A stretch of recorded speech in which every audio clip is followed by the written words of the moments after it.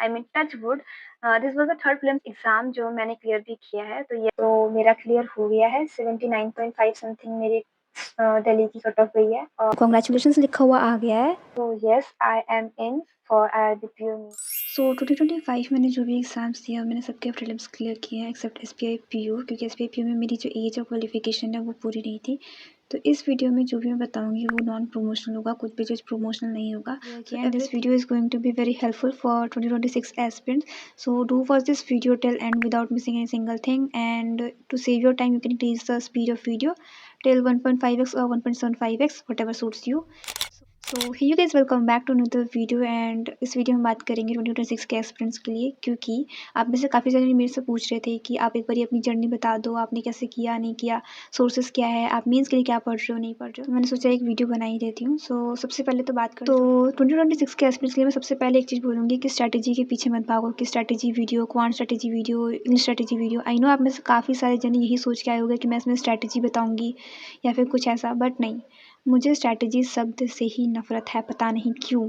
मैं जब अपनी प्रिपरेशन स्टार्ट भी की थी तब भी मैंने कोई स्ट्रैटेजी वीडियोस नहीं देखी थी। मैंने ये देखा था कि हाँ, लोगों के क्या क्या मिस्टेक पॉइंट्स है, वो कहाँ पे गलती कर रहे हैं, जिसकी वजह से जो उनका सिलेक्शन है उसमें दिक्कत जा रहा है। एज इन काफ़ी लोग होते हैं जो सोचते हैं कि प्रीलिम्स का एक बार रिजल्ट आ जाए उसके बाद मीन्स की तैयारी करेंगे। प्रीलिम्स और मीन्स के बीच में सिर्फ 10 दिन का 12 दिन का गैप होता है, जिसमें मीन्स करना थोड़ा दिक्कत पड़ता है, थोड़ा क्या बहुत ज़्यादा दिक्कत पड़ता है। और ये गलती मैं ऑलरेडी देख चुकी थी काफ़ी लोगों की वीडियोज़ में, तो मैंने ये गलती दोहराई नहीं। इसीलिए काफ़ी लोग कह भी रहे थे कि तुम्हें देख करके नहीं लग रहा है जिस तरह से तुम एग्ज़ाम दे रही हो और प्रिपरेशन कर रही हो कि तुम्हारा फर्स्ट अटेम्प्ट होगा। बट ये मेरा फर्स्ट अटेम्प्ट था। 2025 जुलाई में मेरी ग्रेजुएशन कंप्लीट हुई है और अभी दिसंबर में मेरी जो एज है वो 21 हुई है। आई नो आप में से काफ़ी सारे ने एज का क्वेश्चन पूछोगे, तो इसलिए मैंने ऑलरेडी बता दिया कि मेरी जो एज है वो 21 अभी कंप्लीट हुई है। तो बस मैं वही कहना चाह रही हूँ कि जो स्ट्रैटेजी वीडियो देखने का जो लूप है ना, उसको ख़त्म कर दो, क्योंकि ये एक लूप बनता चला जाता है कि हम एक के बाद एक के बाद एक देखे ही जा रहे हैं, देखे ही जा रहे हैं, और पता चल रहा है कि कुछ भी दिमाग में नहीं घुस रहा है। तो ये दिक्कत ही जाता है। बात करते हैं कि मैंने कैसे स्टार्ट किया था और क्या क्या सोर्सेस फॉलो किए थे। तो देखो, जब मेरा थर्ड ईयर था कॉलेज का तब मैंने प्रिपरेशन स्टार्ट की थी, और क्योंकि मेरा रेगुलर कॉलेज था, मैंने Hansraj college of Delhi university से ग्रेजुएशन कंप्लीट किया, तो मेरा सुबह से लेकर शाम जो है वहीं बीत जाता था। और मेरा जो कम्यूट टाइम था वो भी काफ़ी ज़्यादा था, क्योंकि मेरा जो डिस्टेंस था घर से लेकर कॉलेज तक का वो काफ़ी ज़्यादा था, तो काफ़ी टाइम लगता था। तो मेरे पास रात का ही थोड़ा बहुत टाइम बचता था, अगर जो कॉलेज का काम है उसको हटा करके। तो आप मेरी पुरानी अगर वीडियोज़ देखोगे, वैसे तो वो उस दिन की होती थी जिस दिन मेरी छुट्टी होती थी। अगर जैसे पूरे हफ्ते में किसी दिन छुट्टी है तो उस दिन मैंने शूट कर लिया, तो वो उस दिन की वीडियोज़ है। तो अगर आप देखोगे तो आपको एक आइडिया लग जाएगा कि मैं किस तरह से बैलेंस करके चल रही थी अपने कॉलेज और प्रिपरेशन को। तो प्रीलिम्स पूरा जो थर्ड ईयर है ना, मैंने वो प्रीलिम्स में दिया है, क्योंकि बहुत कम टाइम बचता था। और मुझे लगा था कि ईजिली हो जाएगा मेरा प्रीलिम्स और मेंस दोनों की जो तैयारी है एक साल में अच्छे से हो जाएगी, but it was dam difficult. मैं प्रीलिम्स ही अच्छे से कर पाई थी खाली एक साल में, क्योंकि टाइम ही इतना नहीं बच पा रहा था कॉलेज करने के बाद। तो इट वाज नॉट ईजी। आप में से जो लोग जॉब कर रहे हो और साथ में प्रिपरेशन कर रहे हो, hats off to you guys. मतलब मुझे पता है कितना मुश्किल होता है ये। तो अब बात करते हैं आपकी, कि अगर आप 2026 के एस्पिरेंट्स हो और आपने सिलेबस स्टार्ट नहीं किया है तो आप कैसे कर सकते हो। आपके पास अभी काफ़ी सारा टाइम है। आप अभी क्या कर सकते हो कि सिलेबस को अच्छे से करो, प्रैक्टिस अच्छे से करो। मैंने अपने टाइम पे क्या किया था कि मैं प्रैक्टिस अच्छे से नहीं कर रही थी, स्पेशली क्वांट्स में। रीजनिंग का तो ठीक जा रहा था, तो रीजनिंग में तो ठीक ठीक है, बट क्वांट्स को जो मैंने इग्नोर किया, उसको जो बदला है वो अब ले रहा है। तो मेरा जो स्कोर है वो कम आता है क्वांट्स में, क्योंकि मैंने उस टाइम पे इतनी प्रैक्टिस नहीं की थी, प्लस मेरा क्वांट्स थोड़ा वीक भी है। तो उस हिसाब से अब मैं बात करती हूँ कि आप लोग कैसे कर सकते हो। तो देखो, सबसे पहले बात करते हैं इंग्लिश की। तो इंग्लिश की सबसे पहले एक एडिटोरियल सेक्शन रखो, या तो आप न्यूज़पेपर से कर लो अगर आपसे बन रहा है, वरना फिर आप एडिटोरियल की क्लास कर लो। तो क्लास के लिए आप निमिषा मैम, अनुभव सर, वरुण चित्रा सर, जिनकी भी वीडियोस आपको लगती है उनकी देख सकते हो। मैम से की थी मैंने, यस ऑफिसर का पेड सब्सक्रिप्शन नहीं रखा था। तो मेरे जो टीचर्स थे वो निमिषा मैम थी, अंकुश लांबा सर थे और आशीष अरोड़ा सर थे, तीनों सब्जेक्ट के। तो मैं इनसे किया करती थी। उसके बाद आपका आरसी और वोकैब वाला पार्ट एडिटोरियल से कंप्लीट हो जाएगा। ग्रामर का पार्ट भी थोड़ा बहुत होता जाएगा, मेरे को बाकी टीचर्स को तो नहीं पता, बट निमिषा मैम ग्रामर का पार्ट भी लेके चलती हैं एडिटोरियल में। उसके बाद ग्रामर की बात कर लेते हैं। तो ग्रामर में अगर आपका बेसिक्स क्लियर है तो आप 120 रूल्स ऑफ ग्रामर जो है उसका रिवीजन करके और फिर आगे बढ़ सकते हो। बट अगर आपको लगता है कि आपका बेसिक्स क्लियर नहीं है तो प्लीज़ टाइम दो और बेसिक्स क्लियर कर लो, क्योंकि बाद में अभी आपको लगेगा ना कि जल्दी जल्दी कंप्लीट कर लेते हैं, सब लोग 2-2 महीने में सिलेबस कंप्लीट कर ले रहे प्रीलिम्स का, हम भी 2-2 महीने में कर लेते हैं। गलती से भी ये मत करना। वो लोग कितना कर पा रहे हैं, नहीं कर पा रहे हैं, आपको नहीं पता है। कौन फेक है, कौन रियल है, कुछ भी नहीं पता होता है। तो बिना मतलब इन लोगों का देख करके कि उनका इतने में हुआ या फिर मेरा ही, मैं मेरा ही बोल रही हूँ कि मेरा ही अगर आपको लग रहा है कि हाँ 2.5-3 महीने में मैंने कंप्लीट कर लिया है, तो आप भी 2.5-3 महीने में ही कर लोगे। आप पर्सन टू पर्सन और डिपेंड करता है पर्सन के ऑनेस्टी पे भी कि किसने कितनी ऑनेस्टी से वो किया है। तो इसलिए मैं कह रही हूँ कि टाइम दो, लेकिन अच्छे से कंप्लीट करो। तो एक बार बेसिक्स कंप्लीट हो जाए, उसके बाद फिर 120 रूल्स ऑफ ग्रामर तो रिवीजन के लिए है ही, और बाकी क्वेश्चंस लगाते हैं। बात करते हैं बाकी टॉपिक्स की, तो जैसे पैराजंबल हो गया, उसके बाद फिलर्स हो गए, वर्ड स्वैप हो गए, इन सब की आप क्लासेस करोगे ना, तो आपको 3-4 क्लासेस ही करोगे ना आप, तो आपको ये पक्का पक्का हो जाएगा। उसके बाद आपकी खाली प्रैक्टिस रह जाती है। 3-4 क्लासेस भी मोर देन एनफ है, क्योंकि मान लो वर्ड स्वैप है, रीअरेंजमेंट है, इसमें आपको ज़्यादा कुछ कॉन्सेप्ट लगते नहीं है। इसमें आपको खाली प्रैक्टिस करना है। तो इनिशियली जो आप प्रैक्टिस है ना, वो वीडियो से करना है, चाहे प्री हो या फिर मेंस हो। किस लिए मैं बोल रही हूँ ऐसा, क्योंकि पीडीएफ से करने में क्या होता है, आपको समझ में नहीं आएगा कि उसका कॉन्सेप्ट क्या है। आपको खाली ये पता होगा ये क्वेश्चन है, इसका ये आंसर है। फोमो में आकर के बहुत सारे लोग क्या करते हैं कि सबसे पहले पीडीएफ ही स्टार्ट कर देते हैं कि नहीं हम पीडीएफ से करेंगे, बट उसमें दिक्कत आती है क्योंकि आपको लॉजिक नहीं समझ में आता है कि क्यों यूज़ किया है। तो चाहे इंग्लिश हो, क्वांट्स हो या रीजनिंग हो, अगर आप स्टार्ट कर रहे हो तो वीडियो से ही करना, वीडियो लेक्चर ही देखना, क्योंकि आपको वहाँ पे पता चलेगा कि क्या अप्रोच लग रही है, क्या लॉजिक लग रहा है और किस वे में जो क्वेश्चन है उसको लिया जा रहा है। तो इंग्लिश में इतना करोगे आपका हो जाएगा, रेगुलरली इतना करते रहोगे तो होता जाएगा। और अगर आपका कोई टॉपिक वीक है तो उसको ज़्यादा टाइम दो। एज़ इन आपका पैराजंबल वीक है तो एग्ज़ाम में तो थोड़ा दिक्कत पड़ता है, पैराजंबल रिस्की होता है, बट आप उसकी रेगुलरली क्लास करते रहोगे तो धीरे धीरे करके वो इम्प्रूव होता जाएगा। मेरा खुद भी पैराजंबल इतना अच्छा नहीं है, बट IBPS PO प्री के टाइम पे आई रिमेंबर मैंने बहुत सारी क्लासेस करी थी पैराजंबल की। मैं डेली के क्लासेस क्या करती थी, एंड यू वोंट बिलीव उस टाइम पे मेरे को पैराजंबल मतलब मेरे ऐसे होते थे कि खाली एक आधी गलत जा रहा है, 6-6 7-7 सेंटेंस के वो पैराजंबल हुआ करते थे और वो सही बन जाते थे। तो प्रैक्टिस करते रहोगे तो आपका इंक्रीज़ हो जाएगा। तो अगर मैं इसमें इंक्लूड कर दूँ इसमें रिपीटर को, कि आप में से कोई रिपीटर है और आपको लग रहा है कि आपको कोई टॉपिक वीक है, तो आपको क्या करना है कि आपको उस टॉपिक के क्लासेस लेनी है, उसके बाद उसी टॉपिक के टॉपिक टेस्ट लगाने हैं। एज़ इन आपका पैराजंबल वीक है तो पैराजंबल की क्लास लगाओ, उसके बाद पैराजंबल के मॉक टेस्ट दो। मतलब जो टॉपिक टेस्ट आते हैं जो पर्टिकुलरली खाली पैराजंबल होते हैं वो, क्योंकि इसके अलावा और कोई ऑप्शन नहीं है, कोई मंत्र नहीं है कि आपने वो मंत्र पढ़ा और आपको वो अपने आप आ जाएगा। जो सब्जेक्ट वीक है, जो टॉपिक वीक है उसकी क्लासेस करो, उसको समझो, उसका कॉन्सेप्ट समझो और उसके बाद आगे बढ़ो। अब बात करते हैं टीचर्स की, तो इंग्लिश में आप मैंने बताया निमिषा मैम, अनुभव सर और वरुण चित्रा सर, किसी को भी फॉलो कर सकते हो। मैं निमिषा मैम से की थी, बट मैंने सुना है कि कुछ लोग कहते हैं कि अगर जो नॉन इंग्लिश वाले हैं उनको निमिषा मैम से करने में दिक्कत आती है, बट मेरा क्योंकि इंग्लिश बैकग्राउंड था तो मेरे को दिक्कत नहीं आई थी। बट अगर आपको लगेगा तो आप देख लेना अपने हिसाब से, जो भी क्लासेस हैं वो एक बार सर के मैम के लेके देख लेना, जिससे आपको लगे कि आपकी ट्यूनिंग बैठ रही है, आप उनसे कर लेना। उसके बाद बात करते हैं रीजनिंग की। अब रीजनिंग में आपको क्या करना है कि डेली एक क्लास लेनी है पजल की और एक लेनी है मिसलिनियस की क्लास। मिसलिनियस की क्लास जो है अगर आप रिवीजन ना भी करो तो भी चलेगा, बट जो पजल की क्लास है उसको नेक्स्ट डे अपनी पढ़ाई स्टार्ट करने से पहले एक बार रिवीजन कर लेना। रिवीजन मैं इसलिए करने के लिए बोल रही हूँ और नए पज़ल ना लगाने के लिए बोल रही हूँ, मतलब आप ये भी बोल सकते हो कि नेक्स्ट डे हम जो रिवीजन करेंगे उसमें नए पज़ल ले सकते हैं। नए पज़ल इसलिए ना लेने के लिए बोल रही हूँ क्योंकि अभी आपने स्टार्टिंग ही की है, आपको अभी कॉन्सेप्ट समझने हैं, तो आप जो कल क्वेश्चंस किए हो उसको दोबारा लगाओगे तो आपको पता चल जाएगा कि आप कहाँ पे मिस्टेक कर रहे हो और क्यों कर रहे हो, क्योंकि आपने तुरंत ही लगाया अभी वो क्वेश्चंस। और नए क्वेश्चंस लेके आओगे तो आपको और उसमें कन्फ्यूज़न होगा। तो अभी फ़िलहाल जब आपका सिलेबस स्टार्ट ही हुआ है तो आप जो इनिशियल वाले क्वेश्चंस लगा रहे हो ना अपनी क्लास में, उन्हीं को रिवीजन करो नेक्स्ट डे।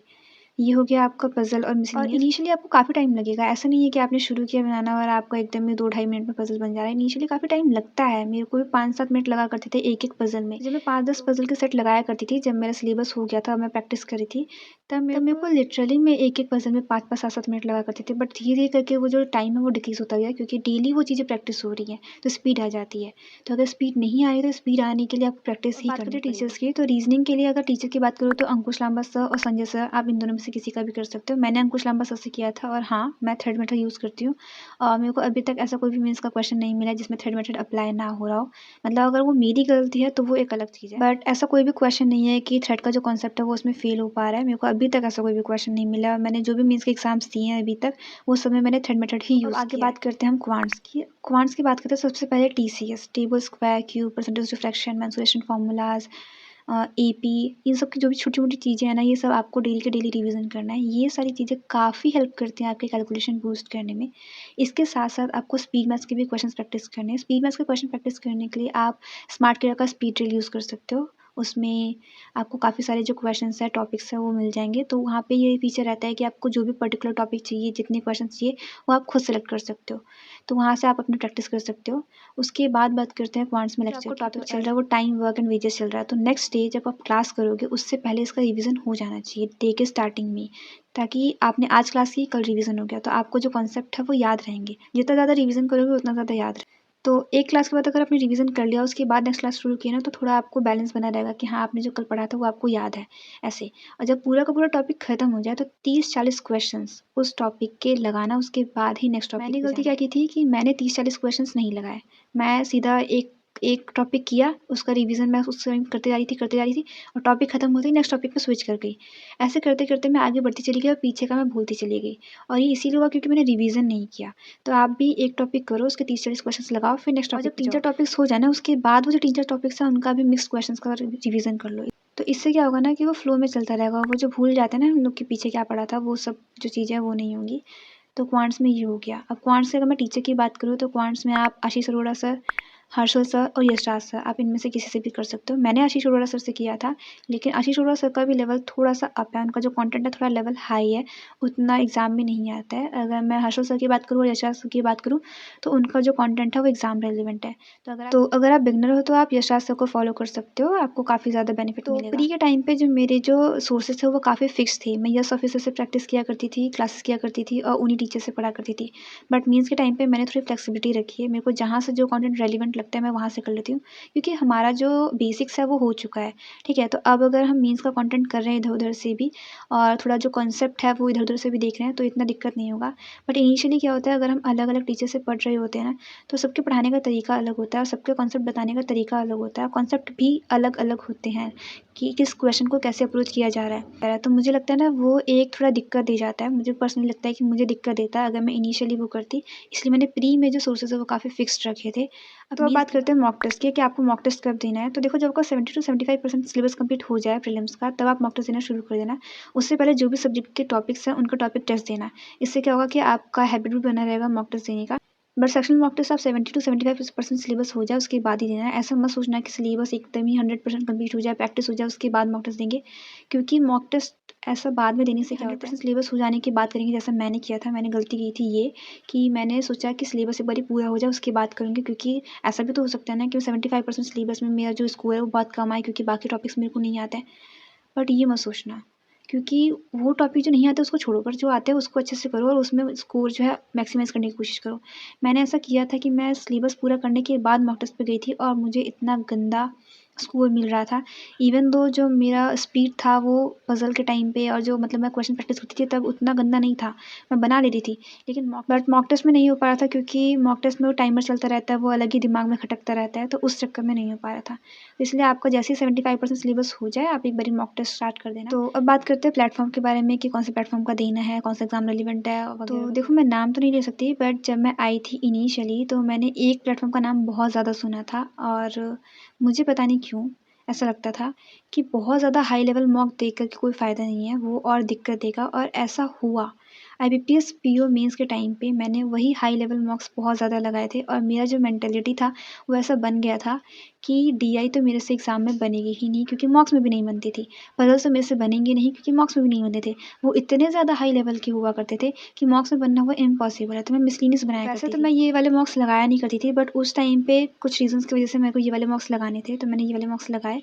अब हुआ क्या कि आईबीपीएस पीओ मेंस जब मैं देने गई, तो वहाँ पे मैंने डीआई छोड़ दी। मैंने डीआई देखी भी नहीं, लिटरली मुझे नहीं पता है। अगर अभी मुझसे कोई पूछे कि उस डीआई में क्या था, मतलब कि एबीसीडी था, जैन फ़ेब था, संडे मंडे था, क्या था, कुछ भी नहीं पता है मेरे को, क्योंकि मैंने डीआई देखी ही नहीं थी। आई गेस मैंने एक डीआई बनाई है, उसके अलावा बाकी डीआई मैंने देखी ऐसे ही रीज़निंग में जो मैंने पज़ल्स है वो बहुत कम बनाए हैं और मिसलेनियस ज़्यादा बनाए हैं। तो ये दिक्कत मेरे को पड़ी वहाँ पे एग्ज़ाम में, जब मैंने देखा कि जब मैं एग्ज़ाम दे के आई हूँ तो सब बोल रहे हैं कि डीआई बहुत ईज़ी थी, पज़ल बहुत ईज़ी थे। और मैं वहाँ पे ये सोच के बैठी थी कि डीआई तो बहुत हार्ड होगी, देख करके टाइम वेस्ट हो जाएगा। तो ये एक परसेप्शन बन जाता है बहुत ज़्यादा डिफिकल्ट मॉक देने से। इसीलिए मैं प्रेफर करती हूँ कि एक एग्जाम रिलेवेंट मॉक हो और एक ऐसा मॉक हो जो थोड़ा अप लेवल का हो, तो बैलेंस हो जाएगा। बट एकदम ही अप लेवल मॉक हमेशा देना मुझे लगता है कि थोड़ा रिस्की हो जाएगा एग्जाम हॉल में। इसीलिए एक रखो exam relevant, as in Hollywood रख सकते हो। हॉलीवुड के मॉक्स होते हैं वो नियर टू एग्जाम रिलेवेंट रहते हैं, उसके ऊपर रख सकते हो बाकी गाइड का या फिर टेक्स्ट बुक का रख सकते हो, जो भी आपको लगे अप लेवल आपको जिस हिसाब से लग रहा है। ठीक है, तो ये हो गया मॉक टेस्ट प्लेटफॉर्म। अब बात करते हैं मेंस की। तो मेंस आपको कब शुरू करना है? तो मेंस आपको शुरू करना है जैसे आपका 80% 70% आपका सिलेबस हो जाए प्रीलिम्स का, वैसे ही मेंस स्टार्ट कर देना। क्योंकि एक बार आपको बेसिक्स पता होना चाहिए। ऐसा नहीं हो रहा है कि आपको प्रीलिम्स के ही क्वेश्चंस नहीं बन पा रहे हैं और आप मेंस करने पे लगे पड़े हो, तो वो टाइम वेस्ट हो जाएगा टोटली। तो इनिशियली आपको वही करना है कि क्लासेस करनी है जो भी मेंस की है, और आपको पॉज कर करके अपने आप करने की कोशिश करना है। इसका अप्रोच देखना है, कैसे वो टैकल करे क्वेश्चंस को, ये सब आपको करना है। उसके बाद जो मॉक्स है वो आप मेंस के तो बाद में ही लगाओगे, अभी तो खैर आप प्रीलिम्स के ही लगाओगे। प्रीलिम्स का sectional mock test, full mock test जितने ज़्यादा से ज़्यादा कॉन्फिडेंस आ रहा है, मेंस के क्वेश्चंस आप कर पा रहे हो, तो आप सेक्शनल मॉक टेस्ट देना शुरू कर देना। फुल मॉक टेस्ट पे तुरंत स्विच मत करना। तो फुल मॉक टेस्ट जो है ना, एग्जाम से थोड़े दिन पहले से भी देना शुरू करोगे तो आपका काम चल जाएगा, क्योंकि उसमें सारे सेक्शन एक साथ दिए होते हैं, तो स्कोर ना डिक्रीज होने के काफ़ी ज़्यादा चांसेस रहते हैं। तो पहले आप सेक्शनल मॉक टेस्ट दे लो, उसको अपना स्पीड इंक्रीज़ कर लो, उसमें स्कोर इंक्रीज़ कर लो, और उसके बाद आप जब फुल मॉक दोगे तो आपको इंक्रीमेंट दिखेगा। तो ये तो हो गया आपका मॉक टेस्ट का। तो अगर मैं अपनी बात करूँ तो मैंने जो थर्ड ईयर था वो पूरा का पूरा प्रीलिम्स में निकाला, क्योंकि मैंने बताया जो टाइम का इशू था। उसके बाद फिर कॉलेज के फाइनल एग्जाम होने के बाद मैंने मेंस स्टार्ट किया, और मैंने जो मेंस किया था वो यूएस ऑफिसर से ही किया था। तो इनिशियली मैं क्लासेस लिया करती थी, अभी भी क्लासेस लेती हूँ, बट अब मैं ज़्यादातर पीवाईक्यूज़ की क्लासेस लेती हूँ अभी, क्योंकि एग्जाम टाइम चल रहा है। तो अभी और कोई ऑप्शन नहीं है कि पीवाईक्यू के अलावा मैं बाकी क्लासेस करूँ। तो पीवाईक्यू हो गया या फिर जो एग्जाम रेलिवेंट क्वेश्चन होते हैं ना, अभी वही कर रही हूँ। और जो मॉक्स भी दे रही हूँ ना, वो एग्जाम रेलिवेंट मॉक्स देने की कोशिश कर रही हूँ। बहुत ज़्यादा हाई लेवल और डिफिकल्ट मॉक मैं अवॉइड कर रही हूँ, क्वेश्चंस अवॉइड कर रही हूँ, क्योंकि फिर वो एग्ज़ाम में वहाँ जा कर के वैसे भी वो क्वेश्चंस बनने नहीं है। तो ये जो चीज़ें हैं ये हमको तब करनी जब हमारे एग्ज़ाम्स नहीं होगा, यानी कि मार्च, अप्रैल, मई के आसपास का जो टाइम होता है, उस टाइम पे ये क्वेश्चंस करने हैं, अपने आप को इंटेलेक्चुअली उतना स्ट्रॉन्ग करने के। बात करते हैं उनकी जिनका सिलेबस कंप्लीट है, बट 2025 में अनफॉर्चुनेटली उनका प्रीलिम्स रह गया था। तो देखो, आपका सिलेबस कंप्लीट है, इसका मतलब आपको खाली प्रैक्टिस की ज़रूरत है। देखो, आपको पता है कि आपको प्रैक्टिस में कौन सी चीज़ करनी है, कौन सा टॉपिक करना है, आपको कौन सा टॉपिक वीक पड़ रहा है, वीकेस्ट पॉइंट अपना देखो, स्ट्रॉन्गेस्ट पॉइंट देखो, और उस हिसाब से प्रैक्टिस करना स्टार्ट कर दो। तो आपको तो खाली वही करना है कि आपको जो भी टॉपिक वीक लग रहा है उसकी क्लासेस करो, उसका कॉन्सेप्ट देखो, और उसके बाद उसके मॉक्स लगाओ। जो भी टॉपिक टेस्ट है वो करने के बाद जो सेक्शनल टेस्ट है वो लगाओ, फुल मॉक टेस्ट लगाओ। क्योंकि आपका सिलेबस कंप्लीट है तो आपके पास जो बर्डन है वो कम है एज़ कम्पेयर टू दोस्त जिनको सिलेबस भी पूरा करना है, उसके बाद मीन्स भी करना है। बट आपका क्योंकि प्रीलिम्स का सिलेबस कंप्लीट है तो आपको प्रीलिम्स के मॉक्स देने हैं, प्रैक्टिस करनी है, और फिर मीन्स की क्लासेस और मीन्स के मॉक्स देने हैं। तो देखो, घूम फिर के जो बात है वो अल्टीमेटली प्रैक्टिस पे ही आ रही है कि आपको करना प्रैक्टिस ही है। चाहे आपका टॉपिक वीक है, चाहे आप बिगिनर हो, चाहे आप रिपीटर हो, अल्टीमेटली करना वही है। बात करूँ और अगर हाँ, मैं जनरल अवेयरनेस की बात करूँ तो आप फेब और मार्च से स्टार्ट कर देना अगर 2026 के एस्पिरेंट्स हो। और उसके लिए आप एक वीडियो सोर्स, एक पीडीएफ सोर्स रख लेना, क्योंकि वीडियो से आपको रिटेंशन बना रहेगा और पीडीएफ से आपका रिवीजन होता जाएगा। वीडियो प्लस पीडीएफ, उसके बाद फिर उसका जो क्विज होगा वो लगा लेना। ये हो गया। मैंने अपना डेली सीए किया था 2025 के स्टार्टिंग से ही, बट जब मेरा फाइनल का एग्ज़ाम हुआ उसके बाद सब कुछ बिगड़ गया। पूरा जो शेड्यूल है वो बिगड़ा। उसके बाद फिर IBPS PO prelims, IBPS PO mains, उसके बाद ऐसे धीरे-धीरे करते-करते सारे एग्ज़ाम्स आ गए और मेरे को टाइम नहीं मिला कि मैं डेली वीडियो करूँ और डेली पीडीएफ करूँ। I would suggest you people कि स्टार्टिंग से ही डेली पीडीएफ करना और बिल्कुल भी ब्रेक मत करना। एक बार ये हैबिट ब्रेक हो जाती है ना तो बहुत मुश्किल होता है इसको वापस से ट्रैक पे लेके आना। तो मैं I would suggest you people कि जो डेली वीडियो है, पीडीएफ है, उसको लेके चलना, क्योंकि ये बहुत अनप्रेडिक्टेबल है। आप कभी वन लाइनर्स पढ़ के जाओगे तो वहाँ पे स्टेटमेंट बेस पूछ देगा। अगर आप कभी स्टेटमेंट वाले पढ़ के गए हो तो आपको वन लाइनर्स पूछ देगा। तो बहुत अनप्रेडिक्टेबल है जी, इसीलिए आप डेली वीडियो और डेली पीडीएफ करके। इसके अलावा मेरे पास और कोई मंत्र नहीं है। मैंने ऐसे ही किया है, सिलेबस किया है, प्रैक्टिस किया है, और उसके बाद मॉक टेस्ट लगाया, उसका अच्छे से एनालिसिस किया है। एनालिसिस वाली वीडियो भी मैंने अपलोड कर रखी है ऑलरेडी चैनल पे, आप अगर सर्च करोगे तो आपको मिल जाएगा। और अगर आपको टू डू लिस्ट देखनी है कि मेरे इनिशियल मंथ्स में टू डू लिस्ट कैसे दिखा करती थी, तो वो भी मैंने ऑलरेडी वीडियो डाल रखी है, आपको वो वीडियो भी मिल जाएगी, तो उससे आपको एक हेल्प मिल जाएगी। और किसी ने वैसे ये भी पूछा था कि what is the simplest thing जो आपको लगता है कि जिससे आपकी प्रिपरेशन में काफ़ी बूस्ट आया, आपके स्कोर में काफ़ी इंक्रीमेंट आया? तो I would say group study. Group study has played a major role in my preparation. IBPS PO prelims के टाइम तक मैं इंडिविजुअली पढ़ा करती थी, मतलब अकेले ही पढ़ा करती थी। सो IBPS PO प्रीलिम्स के बाद से लेके अब तक हम लोग ग्रुप स्टडी कर रहे हैं and we are group of 4 to 5 people, we are good friends and I am really grateful कि मेरे को वो लोग मिले भी IBPS PO प्रीलिम्स के बाद। इंडिविजुअल पढ़ रहे होते हैं ना तो होता है कि छोड़ देते हैं, बाद में देख लेंगे, नहीं होगा, अभी नहीं कर रहे, बाद में कर लेंगे। पर जब ग्रुप स्टडी में क्या होता है कि जब हम देखते हैं कि सब लोग कर रहे हैं तो फिर होता है कि सब लोग कर ही रहे हैं तो हम भी कर ही लेते हैं। तो ऐसे कर करके अपने आप को थोड़ा पुश करते जाते हैं और इससे क्या होता है कि काफ़ी फ़न भी हो जाता है और काफ़ी मज़ा भी आता है पढ़ने में, क्योंकि सब साथ में पढ़ रहे होते हैं। तो साथ में मॉक दिया, साथ में एनालाइज़ किया, साथ में क्वेश्चंस लगाया। एक हेल्दी कंपटीशन हो जाता है कि कौन पहले कर रहा है, नहीं कर रहा है, कौन किस मेथड से कर रहा है और कौन कितना ईजी वे में कर रहा है, कौन कितना लेंथी वे में जा रहा है। काफ़ी सारी चीज़ें आप एक दूसरे में फिर देख पाते हो और उस हिसाब से फिर इम्प्रूव कर पाते हो। इंडिविजुअली ये करना थोड़ा मुश्किल रहता है और थोड़ा टाइम टेकिंग होता है, बट ग्रुप में ये करना काफ़ी ईजी हो जाता है। तो पहले मेरे को लगता था कि individual study is far better than group study. Group study में काफ़ी ज़्यादा टाइम वेस्ट होता होगा, काफ़ी ज़्यादा क्योज होता होगा, but now I think group study is far better than individual studies. क्योंकि देखो फ़न तो होता है, टाइम वेस्ट तो होता है, बट वो ये होता है कि मूड रिफ्रेश हो जाता है। टाइम वेस्ट मैं नहीं बोलूँगी क्योंकि इतना हम लोग का शेड्यूल इतना ज़्यादा वो बिज़ी होता है कि ये पढ़ो, वो पढ़ो, तो दिमाग ख़राब होने लग जाता है। थोड़ा ऐसा होना चाहिए कि फ़न-वन भी कर रहे हैं, थोड़ा हँसी मज़ाक भी कर रहे हैं। मैं आप लोग को भी सजेस्ट करूँगी, जैसे मेरा एक ग्रुप है, नॉट दैट ग्रुप, वो छोटा वाला ग्रुप नहीं, मेरा जो बड़ा वाला ग्रुप है, उसमें you can find your partners, study partners. लोगों को ढूँढ सकते हो जो आपके साथ वो सीरियसली पढ़ सके। तो लिंक जो है डिस्क्रिप्शन में दिया हुआ है, आप जाके चेक कर लेना। और एक क्वेश्चन ये भी था कि आप कंसिस्टेंसी और डिसिप्लिन में कैसे रह पाते हो? तो देखो, इमेजिन कि आपका एग्ज़ाम क्लियर हो गया है और आपकी जो लाइफ है वो कैसी होगी। बस यही इमेजिन करो और कंसिस्टेंसी के साथ लगे रहो। ऑब्वियसली काफ़ी बार ऐसा होता है कि मेरे को भी लगता है कि बहुत ज़्यादा ओवर हो रहा है, बहुत ज़्यादा ओवर पढ़ लिया है, मतलब दिमाग काम नहीं कर रहा है, लगता है कि ब्रेक चाहिए। तो एक अच्छा सा ब्रेक ले लो 1-2 दिन का, पूरा का पूरा फुल ब्रेक, कोई पढ़ाई नहीं करनी है। अगर आप ऐसा ब्रेक लोगे ना कि पढ़ भी रहे हो, ब्रेक भी ले रहे हो, तो फिर आपका दिमाग जो समझ नहीं पाएगा कि आप कौन-सा ब्रेक दे रहे हो उसको ये। तो इसीलिए पूरा फुल ब्रेक ले लो और वापस अच्छे से कम बैक करो। तो मुझे लगता है मैंने सब कुछ बता दिया है, अगर फिर भी कुछ रह जाएगा तो मेरे को कमेंट सेक्शन में बता देना, मैं वहाँ पे बता दूँगी या फिर नेक्स्ट वीडियो में इंक्लूड कर दूँगी। सो या that's it for today's video, hope you liked it. If you liked it please do subscribe.